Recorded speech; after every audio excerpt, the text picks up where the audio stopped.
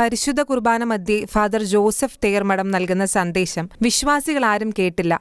പക്ഷേ ജോസഫ് അച്ഛന്റെ കൈവിരലുകൾ ദൈവവചനങ്ങളുടെ സന്ദേശങ്ങൾക്ക് ചിറകുകൾ നൽകി. ഫാദർ ജോസഫ് തേർമഠം രാജ്യത്തെ ആദ്യത്തെ ബധിര വൈദികനാണ്.